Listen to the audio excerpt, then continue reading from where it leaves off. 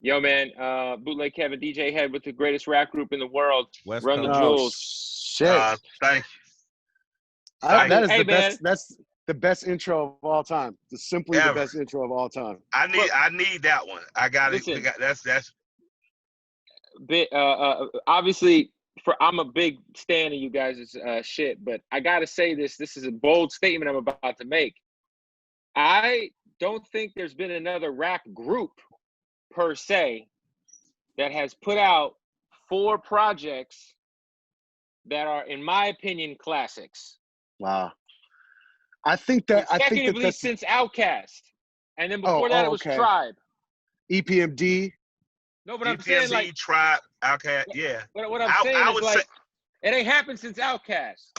Wow. Yeah. Wow. That's possible. I appreciate it, and as humble as L is trying to say it, I absolutely fucking agree. Ah. Because we worked our fucking ass off. And I even want to Straight include up. rap music. I include rap music into that. And that's 5. That's 5. And man. that's 5. Yeah. That's 5. Yeah. You know, It's it's crazy, been, guys. Go ahead, LP. Nah, man. I mean, it's been fun. You know, we're just having the time of our lives making these records. So it's amazing to hear that. We appreciate that because, you know, we that's our goal. We're just fans of the music. We're just the same kids that were fans of the music forever. So Of course. we're just trying to make classic shit, man. And so it puts a big smile in my heart to hear you say that. So thank you. Appreciate it. All good. Hey, it's crazy because you guys each individually have such storied careers. I mean, LP, you're one of the icons of independent rap music with Def Jux, and Mike, you're Pledge Allegiance to the Grind era, and before that, the Outkast era, and how crazy is it now? I mean, we're talking, you guys are 20 years in the game, and now you guys are getting radio play. Now you guys are finally getting the open embracing of, like, you know, like before it was like you guys were like, you know, your guys' little fans, like, secret, you know what I'm saying? But now we're talking Billboard charting. We're talking, you guys kind of are the soundtrack to a historical moment in the world with the protesting and shit going on, and just the timeliness of what you guys, you know, Walking in the Snow is like a song that I feel like will always, like, in my head when I hear that, I'll remember, like, driving to a protest. You know what I'm saying? Like, but how does that feel? Just finally catching that commercial wave, I suppose. It feels amazing, man. I mean, it feels incredible, honestly, because we never changed. Like the music that we make is just as raw and just as hardcore, and is very much us. We never crafted anything with that in mind. We were never like, we need a radio jam. We were never like, So when it finally happened for us, I think it's just a testament to the fact that if you keep working and you keep your love for the art alive, and you have something that's uniquely you, not just like me and Mike, we couldn't make records that, you know, like, we can't make our way through. Wasn't making records that are new that hit on the radio like that. Our way through was being genuine to our roots and to bringing a vibe that other people don't bring to the table. And I think that's what we have going for us. And so it's been really amazing to get to a place where people are finally, you know, it is on that level now. And it just feels very good because, like I said, you know, this is our dream. This is our fantasy. This is our lives. This is what it's always been. Yeah. But we never stopped making the shit we wanted to make. So for it to happen on our terms is a huge blessing. It's amazing. For me, man, I think that we were grateful when we played 300 and 500 people rooms. We were grateful when we went up to 750 and 800. We were grateful at 1,500, grateful at 3,500, grateful at 5,000 to 8,000. Grateful every step of the way has been a lesson in gratitude, because we're really not shocked but are surprised, as any of you are. We've really walked the path of a band versus a rap group, because ours wasn't given to us as much as we earned it. And I'm not talking about, yo, I earned this shit, we did it all. We earned the respect and allegiance of a bunch of people we call jewel runners I can still remember those early shows where Killer Mike fans and LP fans were coexisting in the same place. Yeah. It was mad love and respect. They loved hip hop together. I'm sure both sets of fans like Wu-Tang Clan and Outkast. But with that said, they were still two groups getting to know each other. But there were these kids that would come, and they were by themselves or in groups. Well, not by themselves, but they were separate from the adult crowd. And they would look at us. They'd appreciate Killer Mike. They'd appreciate LP. And when Run the Jewels came back out, they would lose their fucking minds. And those kids have taken our name and image and songs to their friends, to their friends and their friends, and they have built an audience that we participated in this relationship with. That's why we're so hurt we're not touring till next year, but we're happy knowing we're touring next year because we miss our audience. Our audience climbs mountains and throws up Run the Jewels. Our audience fucking wins $1 million cases on the behalf of people that got fucked over by corporations and fucking throws up Run the Jewels next to the judge. That's what our audience is giving us. So for me, could I have imagined or predicted it? No. Did we work like it could absolutely happen? Yes. But we thought we were going to be performing for 1,000 people at best. And that was fine with us. We would have done 100 shows for those 1,000, but I'm very glad that our audience has brought us here. And we didn't get here by hook and crook. We got here by, by having the good shit in our books. And we're going to keep doing it as long as we can. I remember that tour. I saw you guys at Crescent Ballroom in Phoenix. And I think LP had Cancer for Cure. You had Rap Music. You guys came to the station together. Yes. And this was before Run the Jewels was necessarily like, we didn't know if this was a permanent thing or not, at least from the fans' perspective, right? But at what point in time did you guys realize, like, like I said, storied solo shit going on, legendary solo catalogs, but at what point in time did you guys realize, like, yo, this is it. Let's put all of our energy into this when it comes to this music shit? I think that it was probably after 2, because the first one we did, we had no plans whatsoever. The second one we did, we were like, that was fun. And people really responded to that. And it was like, man, we're having such a good time. You want to do another one? And that was as simple as Run the Jewels 2 was. I think by the time we were done and touring and doing Run the Jewels 2, the question of whether or not we were going to do another one disappeared. I think we just knew. And, it's one of those things like you recognize magic when it's there, man. We've been around the block a few times and we are wise enough and in a position in our lives to have seen things that were good fall apart, to have seen things that maybe weren't good be chased for the wrong reasons. And I think we found ourselves in a situation we were like, this wasn't the plan, but we're having the most fun at these shows. We're having the most fun doing these records. It's getting the response. It's inspiring. It's music that we haven't done before because me and Mike can't create Run the Jewels records without me and Mike. True.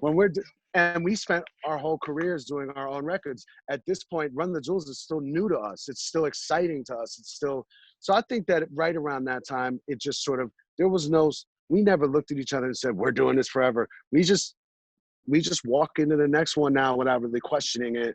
And I think that that's the whole Run the Jewels thing. It's always been based off of love and our gut. And it's never been calculated. It's never really been a plan. It's just been like, just trying to honor the universe, man. It threw each other. Me and Mike weren't planning on being friends. We didn't know each other. All of a sudden, you meet someone that you feel like you should have known all your life at like 35, And I think when the universe throws you something like that, you run with it. You see where it goes because it's a beautiful thing. And there's so much shit out there that's not beautiful that when you see something that is, I think you just go with it, Hey, Mike, go ahead. How much of the music that you guys do together is like discussed beforehand? Because I feel like when I'm listening to y'all shit, y'all seem like so much on the same page that it's almost like you thinking with the same brain, low key. Like, I mean, we friends. Like people got to remember. Like I talked to him fucking 3 times over the last 4 or 5 days, and we didn't talk about music at all. We just fucking talking. Right. So I think that a lot of our stuff just aligns. We're only a month apart in age. We grew up the same era. So it's a lot of stuff that we don't have to figure out about each other. And Then we're at the age now where this shit you gotta figure out, just call like, hey, what's up? Let me talk to you about this. So it just feels very natural. Usually in terms of where the songs go, you know, after L does the beats, it's just sitting around and seeing which one of us gets inspired first. And what we do a really good job of is working off each other. So, you know, if you listen to, you know, Walking in the Snow and L chastised essentially white Anglo-Saxon Protestant America on the hypocrisy of claiming religion and marrying that with nationality and oppressing children and challenging them to say, if you believed it and lived as Christ did, this will be it. I just have the good wherewithal and sense to know, oh, that's an amazing fucking play he just ran. He's going to lob that goddamn ball. Gotcha. And when he lobs that ball, I'm coming in for the dump. And the dump for me is bringing that shit in on a personal level where if you want to ignore or say somehow, oh, he isn't talking to me, for me to say, no, motherfucker, we're all looking at this man die on television. It is a pornographic, painful addiction that you have now. And in your marriage to the state, don't forget that Jesus was murdered by the state. That the fact that we are so in line and in tune as friends, that it is not a thing of we have to sit down and discuss this is how we're going to make people think. No, it's just that, oh shit, I like what my man said. Let me build and layer that. So the players like that LeBron playing when he played for the Heat, where you just seen D Wade just running off with his arms because he knew what was happening behind him. Right. Bron dunking that motherfucker. Right. And that's what making a Run the Jewels record is like. Like whoever pops up first, you know, man, I'm finna come in. My man gonna throw that lob to me. My man gonna run that. He gonna set that pick, and we finna do something crazy to this beat. That's why I love making music. You know. From day one, from the first day we was in the studio making rap music together, I was like, oh, I have to do work with him the rest of my career. Because I felt like, you know, I felt like now I was born to rap over LP beats. It ain't no way around it. With that being said, LP, has there ever been a point where you figure like let's say Mike get out there in the street and you be like, you know what, I'm gonna let him have this one. Because I know sometimes I'll say some shit and Kev would be like, you know what, I got no comment on that. Is there? Well, before L says something, check this out. White people, Kev and L are geniuses. Listen to them because they give you great advice for how to support. And so I'm gonna shut up and defer and let L teach the youth. Go ahead. What if I'm just about to say some stupid shit, Mike? That's a terrible setup. Right. It's terrible. Like, talk about pressure. Jesus. We honor each other as friends, and we don't, and we are not each other. And I think that that's part of honoring your friendship with someone. I think that if you're have an advanced or mature friendship or perspective on friendship, especially when it comes to art, the key is not to try and inhabit something that you're not. There are things that Mike will speak to that are Mike's to speak to, and vice versa, quite frankly, in terms of perspective and in terms of the way we think. And the differences between us are what make the group. And absolutely, I speak to the things that are within my toolbox. You know what I mean? Mm-hmm. The thing that's beautiful with having a partnership with Mike is that we have sort of we stumbled into having the pictures of the way that our art is completed now. You know, I have one perspective, or I have a perspective, or a way that I get at saying things that I can't, that is just me. And Mike has another way of saying things that really completes it. And what you get with a song is something that's fuller and bigger than just the individual parts of the art. So yeah, man, like absolutely. Just even on a friendship level, even on a regular life level, I think that that's a part of the way that I operate. I basically, to answer your question, yeah, I definitely, there are times when people just got to speak to what they know. And if you don't know it, and if that's not what you have to speak, you have to use the tools that are at your disposal. My contribution to our art together is something that I can stand and look everybody in the eye and say, hey, without blinking an eye, I belong on this song. Because what you heard from me on this song was genuine, and it was from the right place, and it did not go outside of the lines of shit that I am not capable of understanding. Yeah. And yeah.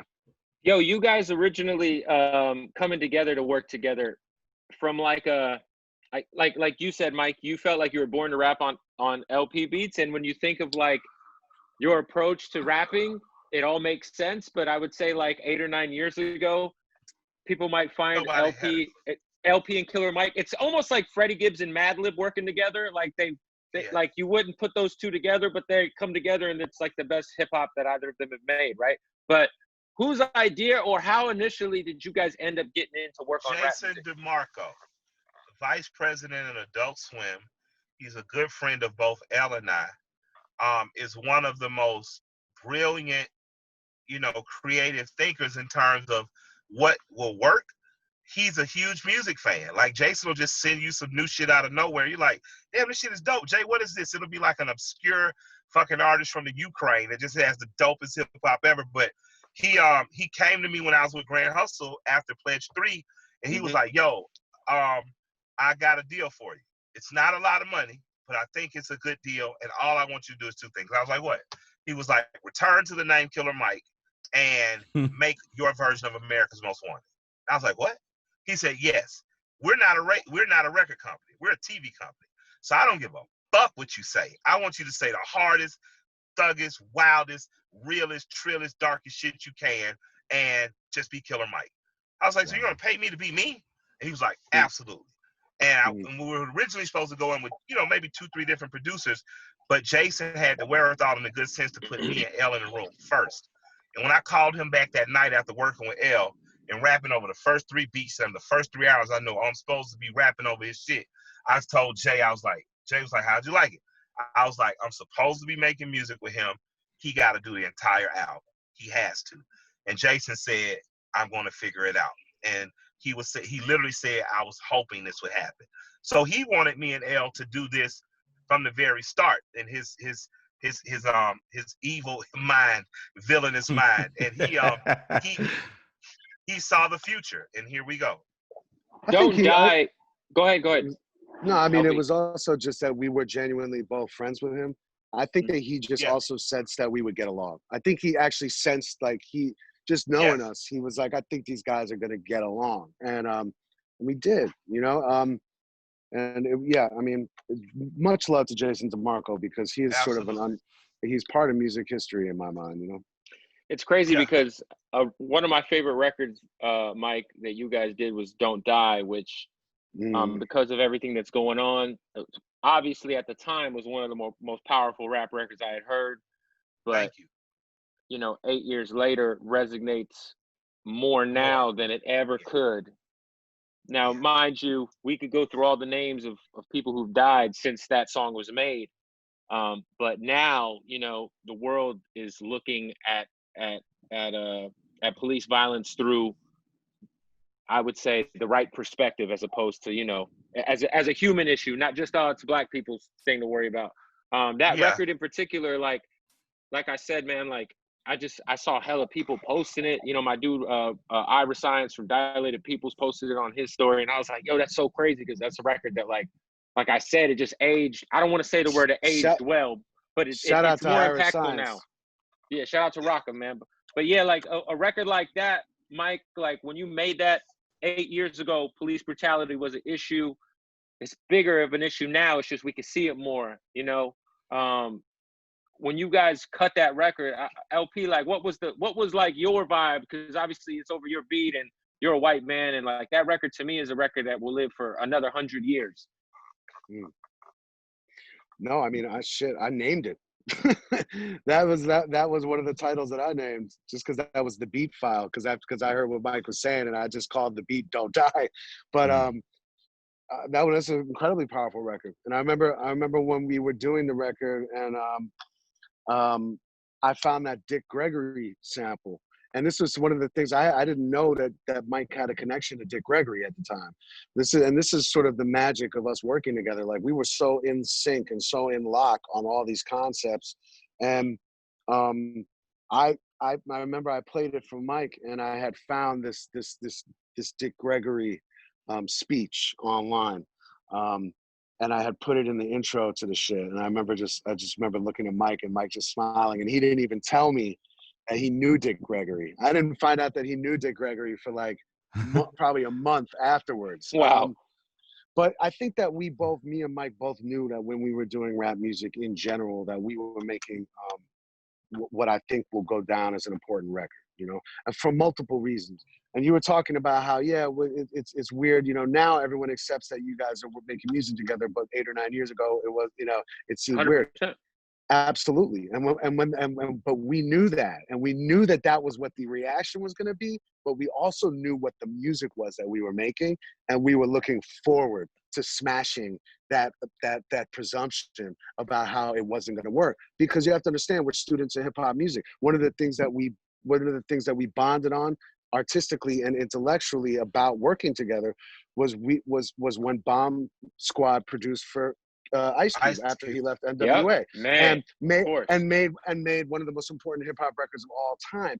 And I think that we had the history and the knowledge of those things and the way that those things pan out, and we understood how they were all connected and how they worked, and how in fact, when you bring different elements together, they create something that could never have been created previously to that. It had to take us growing up for 35 years in different cities, but listening to the same music, a lot of the same music the whole time, and finally meeting to make this weird magic melding of sound, right? But just as much as Mike said, "Oh, I gotta work with," I was born to rap on LP beats.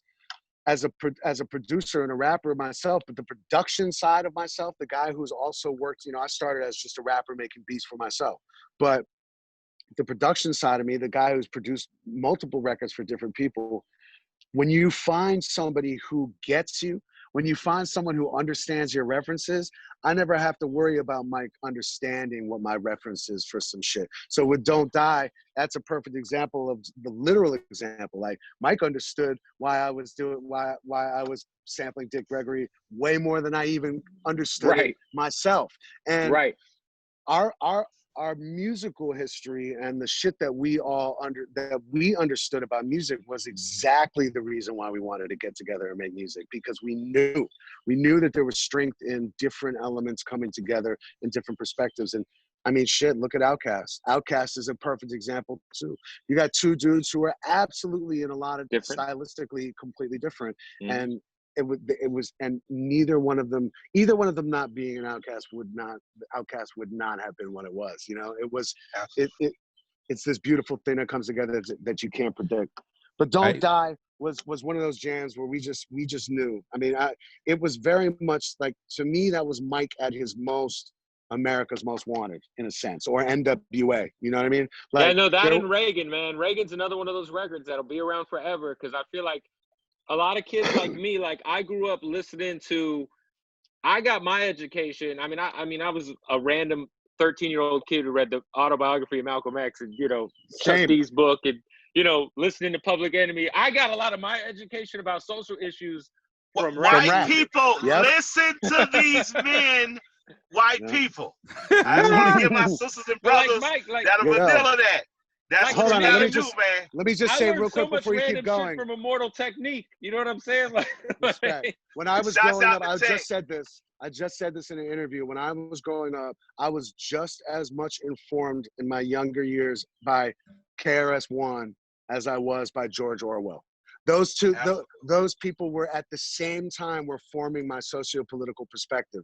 Hip hop was a huge force in my life as a white kid in Brooklyn and in Manhattan, learning about the world, my world. You know what I mean? And I put it up there. So I just wanted to mention that, because I just feel what you're saying so much. What are y'all thoughts on the newer? Like, I remember we had Nipsey. Go ahead. Hold on. Not to disturb, but Bear Loke just came up. I thought he had on a Blue Lives Matter shirt. Then Bear, what up? He said a Blue Lives Matter. What up, look, he walked up to the wrong truck with that shit. It was crazy you said Nip, because I'm like, he got an American flag. Then I said, oh, no, he just a rolling 60 Crip. Let's go. You know what I'm saying? Bear, man. When I seen that, I was like, because we was just talking about Don't Die. Don't Die was the other record too. It was the first record I ever told the world my father was a police officer. Yeah. So that record, from a stylistic standpoint, its references the shootout scene in The Professional. Because what I imagined is, what if Fred Hampton would have known a snitch ratted him out and the police came through that door and he was awake and prepared? So the police coming to kill me aspect was based on Fred. The excitement in the shootout is based on the inspiration from, of course, The Professional. And that also gave me a chance to not have it just labeled in saying that, hey, my dad was a cop on that record. It establishes to me that it is the state versus you versus just us versus the police in a different way. You know what I'm saying? So to me, I love that about that. That was so important. It was like it framed the relationship with me and my father like in the 25th hour. You know what I'm saying? So and you're like, I'm talking about the bad police. I'm talking about. Yes, yeah, exactly.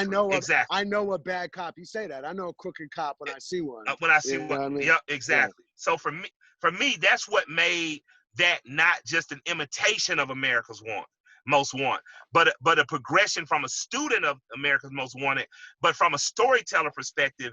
There are no greater than Ice Cube, Scarface, Biggie. You know what I'm saying? You when you started to Slick Rick. So there were homages paid, but that record for me was one of the best.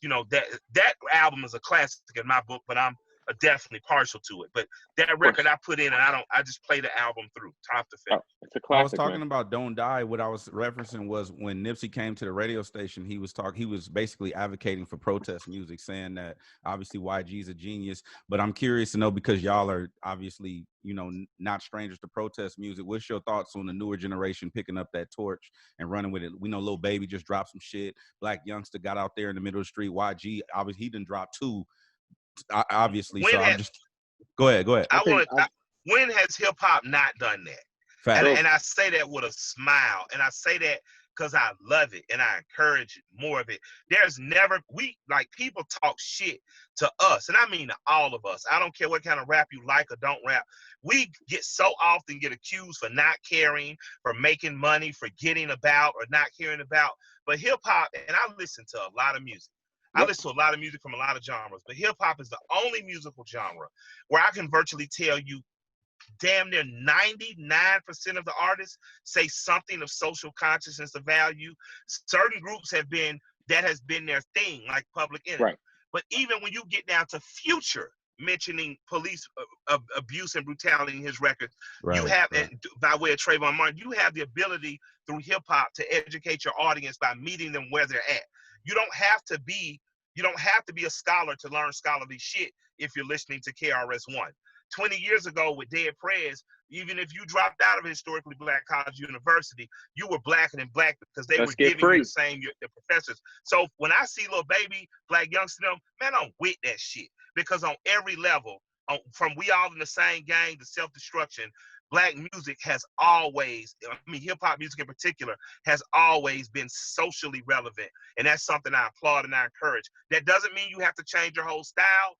I don't care if it's one bar, if it's one verse, if it's one song, if it's a word that you're passionate about, express your passion and keep your shit going. Everybody does not have to do every record. But when you're compelled to by your artistic pool, please do. Because it's in a long tradition of what we've been doing.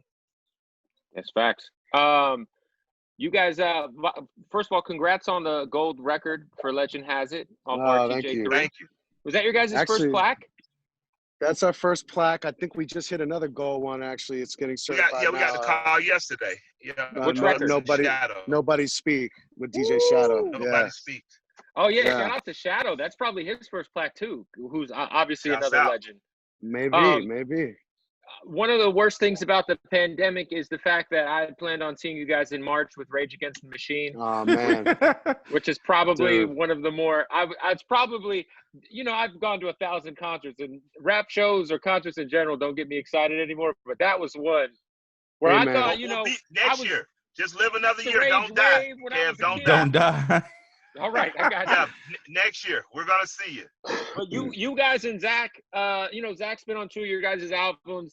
He's not a easy guy to get on records. 3. You're right. 3. he's not an easy guy to get on records. Like, I think even prior to him working with you guys, I think the last time I had heard him was like maybe on like the Lyricist Lounge Volume 1 or some shit. Like, well, he had the One Day as a Lion record with John Theodore. They did that. They did that EP. But yeah. But you guys having that relationship, I feel like it's, you know, like I said, he's not the easiest dude to get on records.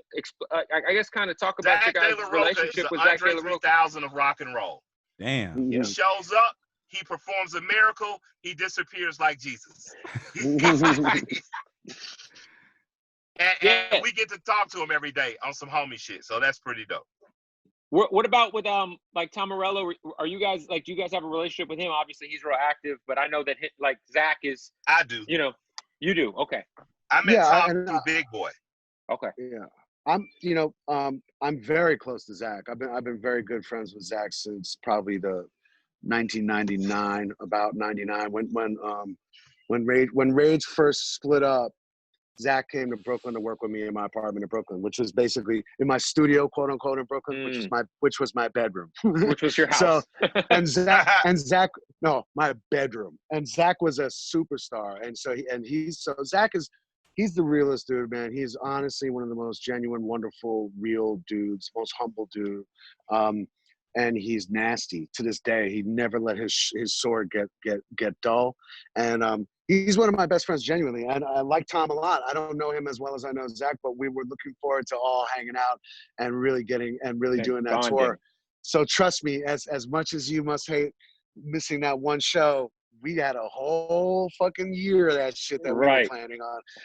And we will get out there, man. I can't think of a better I just have to just be honest. I can't think of a better fucking show right now than a Rage Against the Machine and Run the Jewels show. I'm sorry. Trust me.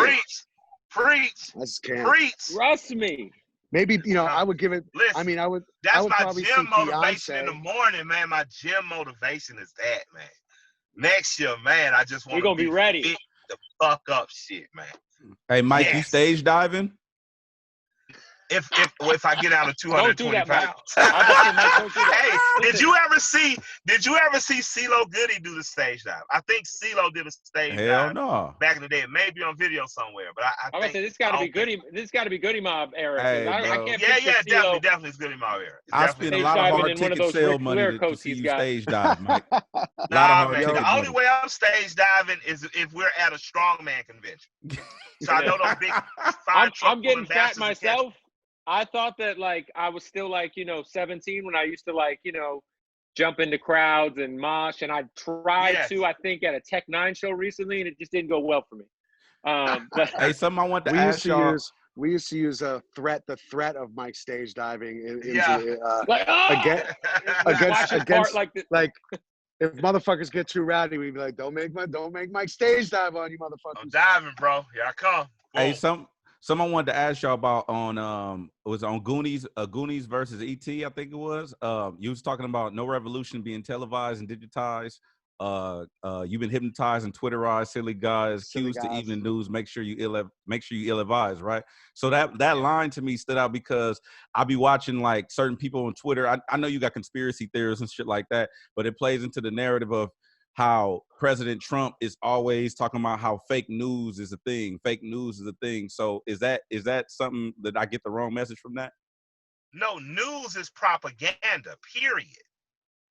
You are made to feel fearful about the outside world. You're not informed. To inform is to be honest about circumstance and situations. We know that America censors certain information. Fact. We know that.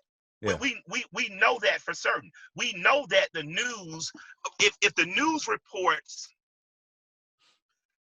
something that may be, if you take a white child and a black child and both have committed a crime, that black child within minutes, whatever incident of juvenile justice or whatever picture of them that may look menacing is up. Yep. In matters of the white child, there's talks of mental health instability. There's talks of with the family. As always, you get what I'm saying? So the news is not that it's fake news. The news is propaganda. But what are they propagandizing? And unless you watch the news with that filter on, that I'm being told a narrative, unless you watch it with that, then you're simply being programmed.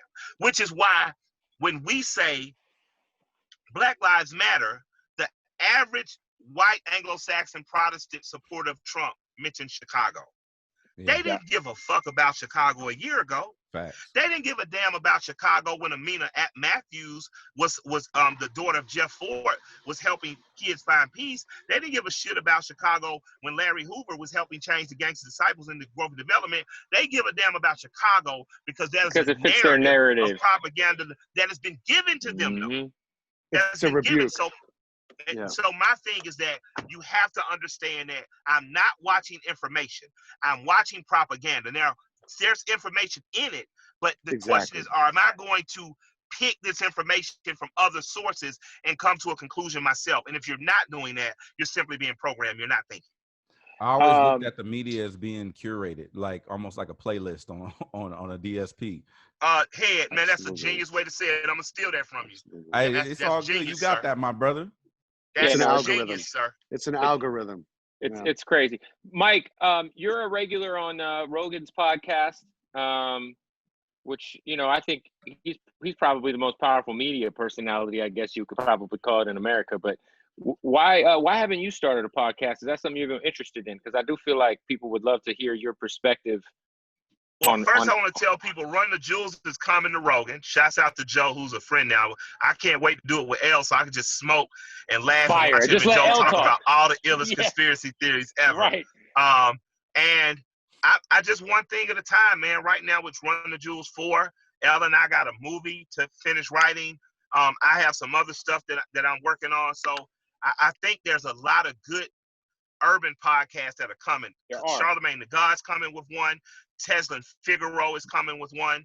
Nina Turner has an amazing one. So I just want to tell people, support the good ones that are out there. I like T.I.'s Expeditiously a lot. Mm-hmm. He has some solid guests on there. So I'm going to do something just in the immediate. My thing is, you know, how do we do some cool shit like me and L just figure out this shit online, talking so shit the with Rogan, each other. the Rogan RTJ podcast, is that already on the books? Are you guys going to actually go to the studio to do it? No, I mean everything's up in the air, but we're going. Oh, okay. Yeah, we're going. Hey, while we on content, real quick, am I gonna get trigger warning? Am I getting that? Can I get that? Man, are they gonna pay me some white folks money? Head, they got why? Okay, but what about like doing it independently?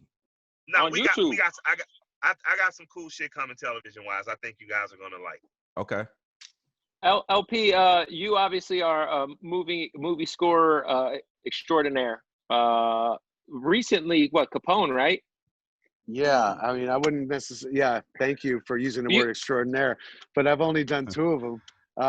Well, you did. Wait, I have Bombed the System on DVD. Yeah. That's the first one you did, right? That's the first one I did. Yeah, in 2000, I think it was 5. And I just did Capone. Yeah, we just scored that top to bottom.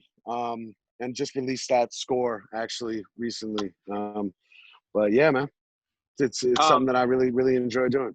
I know you guys have dropped the Run the Jewels projects in different situations throughout the 4, right? Mm-hmm. Like it was Adult Swim, and then I forget the second one. But Fool's Gold, Adult Swim, Fool's Gold, and then Mass Appeal, and then BMG.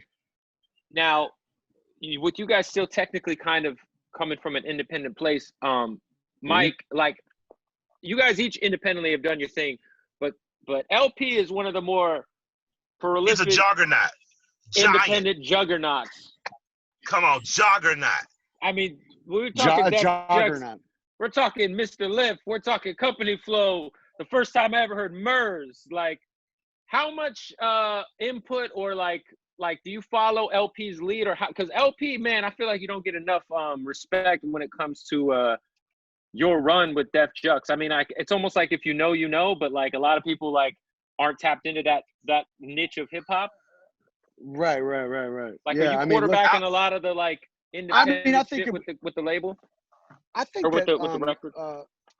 We both, based on both of our experiences, we kind of came to just a sort of a natural agreement about how we'd like to progress. You know, we both kind of blazed our own ways.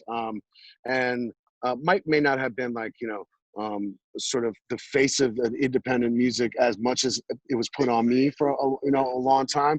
but he was doing his shit independently too. And so when we got together and we kind of had our, we kind of had our direction. I think we were both in the same place. You know, it ain't one guy over the other guy. It's more just like But respect has to be paid. Listen, man, this man is the example for what I was trying to do with Grindside. To be an independent force and I'm gonna tell you how big that was and is.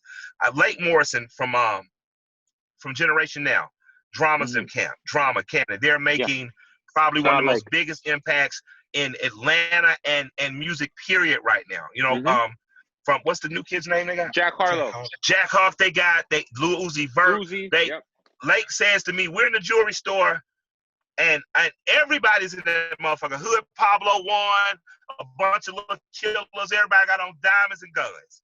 And Lake says, you don't know what it means to me to see you and LP working together.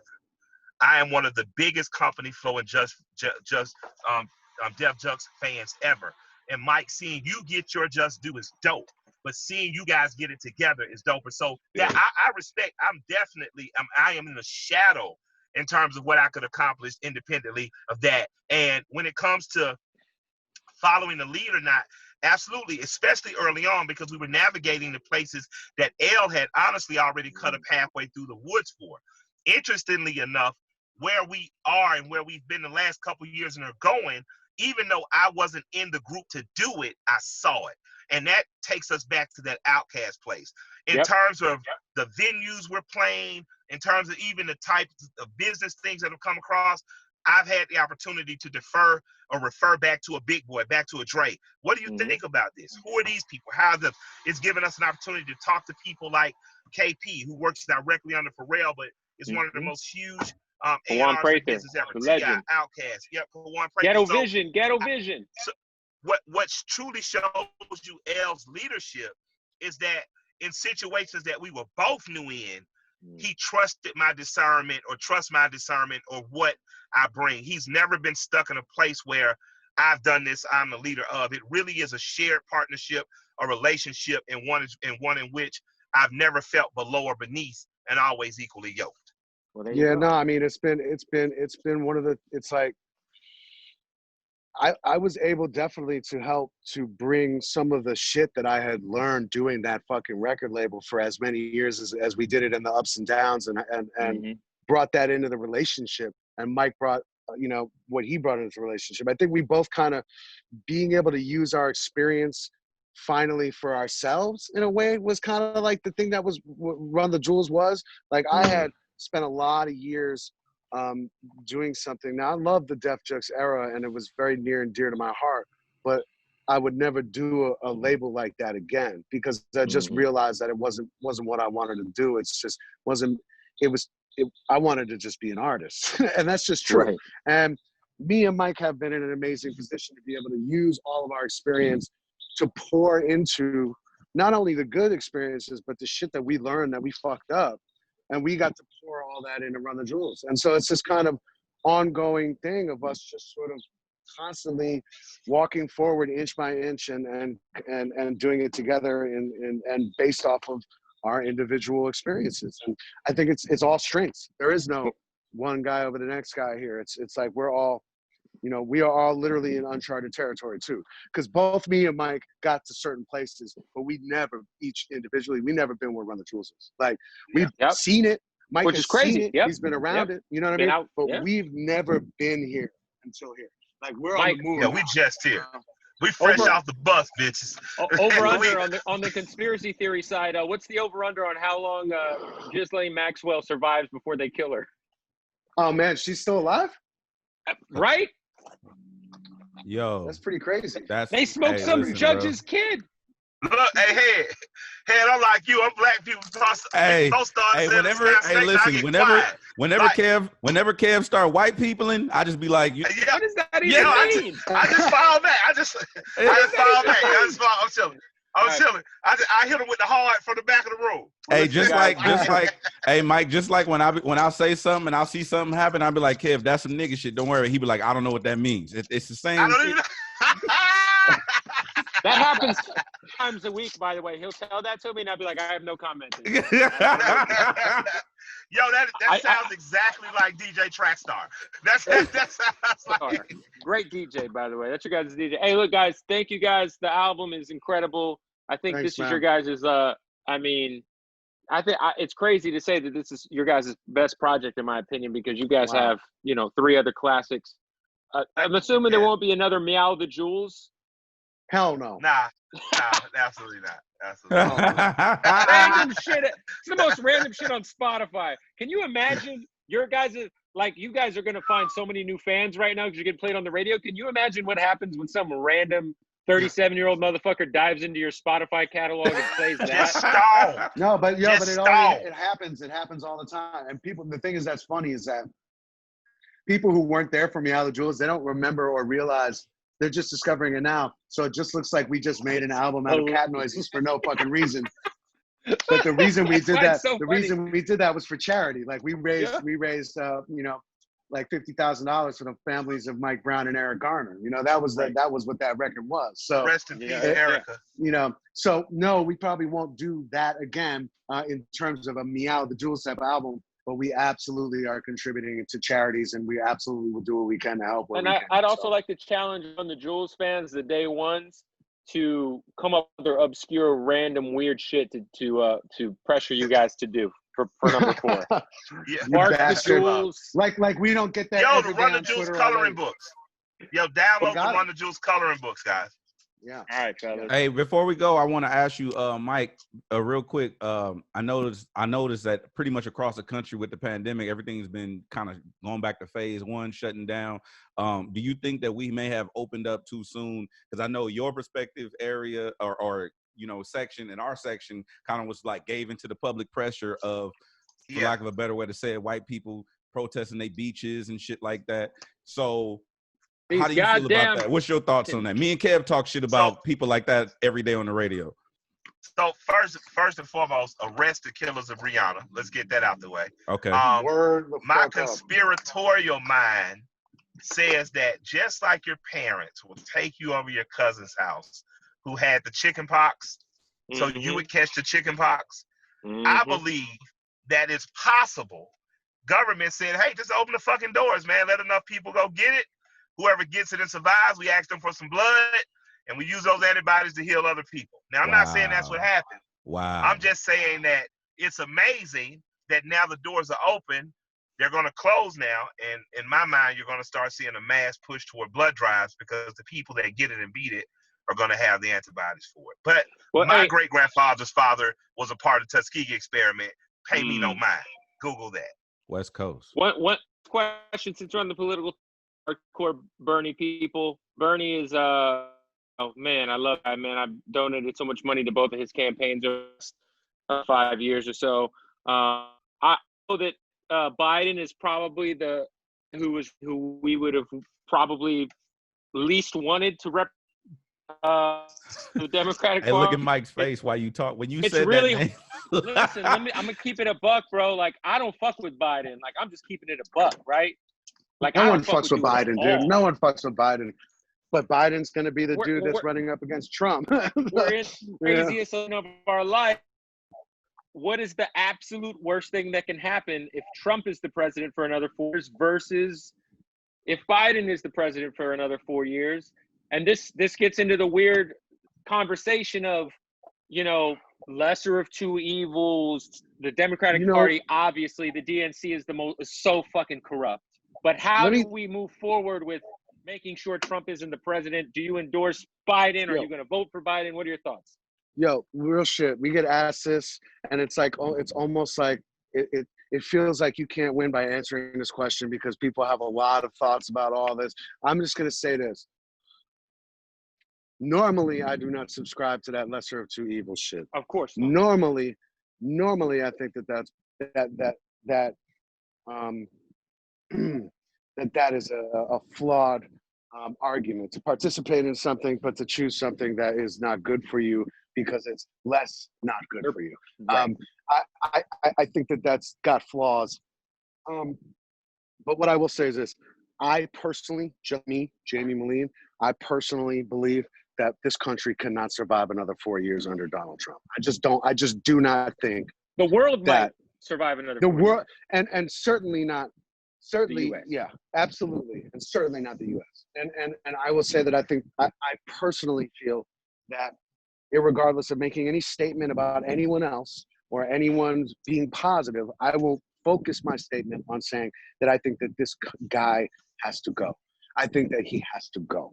I don't think it's a debate. I think it's an emergency. True. I think he has to get out of state of emergency, bro. It's an emergency. It's not like, hey, there's a, it's like seeing a guy on a fucking airplane with a fucking bomb strapped to his fucking chest, and you're not gonna fucking debate about whether or not his ass, bro. Off yeah, top. so that's how I feel about it. I don't know how it translates. I don't know how everyone feels. That's how I know feel. Everyone says it's more complicated, but Joe Biden, yeah, of course nobody's excited about fucking Joe Biden. That's not the point. This fucking election, in my mind, is that this guy gotta go. And I don't think that that's the way that it should be. And I don't think that's the way that it always is. I just happen to think that that's the way it is now. Now, what about you, Mike? I can stand in solidarity with my white brothers on this line right now. I respect it. Hey, Mike, do you have any inside info? People better have something for our community, though. Head. I was gonna say listen, Mike. That's where I was about to say. I'm in a group chat. Listen, hold on, Mike. I'm in a group chat. I'm arguing with Charla and Glasses every day about holding my vote, and because I'm not a part of that campaign. Now, here's the thing. I agree with what LP just said. This is an emergency. I feel like the person in the plane right now needs his ass whooped. That's